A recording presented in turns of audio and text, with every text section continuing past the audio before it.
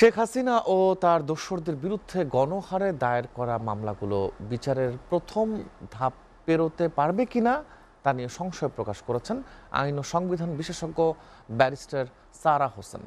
এসব মামলায় গণ আন্দোলনের সুফল নস্যাৎ হবার শঙ্কা রয়েছে বলে মনে করেন তিনি। আর অ্যাডভোকেট শিশির মনিরের মতে সুনির্দিষ্ট অভিযোগ ছাড়া দায়ের করা মামলায় লাভবান হবে আসামিরা আর ক্ষতিগ্রস্ত হবে বিচার প্রার্থীরা। মিজান আহমেদের বিশেষ প্রতিবেদন।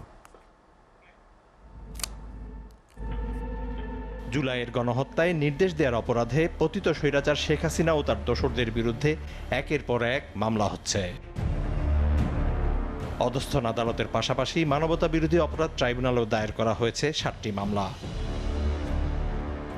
তবে আসামি সংখ্যার বিচারে দায়ের করা মামলাগুলো এতটাই ভারী, প্রশ্ন উঠেছে মামলাগুলোর ভবিষ্যৎ নিয়ে। এই যে ইনডিসক্রিমিনেট মামলা করা, অযথা আসামি করা, যাকে তাকে আসামি করা, পরবর্তীতে যদি এগুলো এস্টাবলিশ করা না যায়, প্রতিষ্ঠা করা না যায়, প্রমাণ করা না যায়, তাহলে আসামিরা সেখান থেকে বেনিফিট পাবে। এইটাই আমাদের দেশের বিচার ব্যবস্থার ভিত্তি। এই জন্য যারাই মামলা করছেন প্রকৃত অপরাধী খুঁজতে হবে। আমরা এই 1 সপ্তাহ 2 সপ্তাহ ধরে যেটা দেখছি যে নানান ধরনের মামলা সামনে চলে আসছে, সেখানে কোনোটাতে 30 জন, কোনোটাতে 50 জন, কোনোটাতে 100-র বেশি লোকজনকে ওখানে হুকুমদাতা হিসেবে লেখা হচ্ছে, আর শেষে 2-3টা লাইন আছে যে ঘটনা কি ঘটেছে। অ্যাগেন বুঝলাম অনেক রেশ, অনেক রাগ, অনেক ক্ষোভ আছে, কিন্তু এই ধরনের মামলা লিখলে এক কাজ হবে না, কাউকে টিকবেই না, ফার্স্ট স্টেজও পার হতে পারবে না। সো কি লাভ? বিদেশে থেকেও হত্যা মামলায় আসামি হয়েছেন সাবেক সংসদ সদস্য ও ক্রিকেটার সাকিব আল হাসান।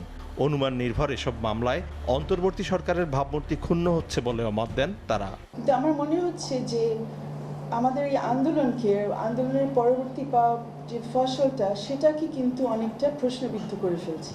তো এটার জন্য এই প্রক্রিয়াটা আমাদের বন্ধ করতে হবে। এবং লাস্ট একটা প্রশ্ন তো থেকেই যায় যে এই মামলাগুলো পুলিশ কি করছে, আর মানে পুলিশ কি সৎভাবে করছে, আর যারা এই মামলাগুলো করছেন তারা কি বুঝে সুঝে করছেন? রেশ এবং ক্ষোভ ঝাড়ার অন্য জায়গা আছে, এটা কিন্তু কোনো এজাহারের কাগজের মধ্যে না। অপরাধ যার, শাস্তি তার। একজনের অপরাধে আরেকজনকে আপনি শাস্তি দিতে পারবেন না। কার বিরুদ্ধে কি অভিযোগ, এটি আনাটা বিচারের স্বার্থে বাঞ্ছনীয়।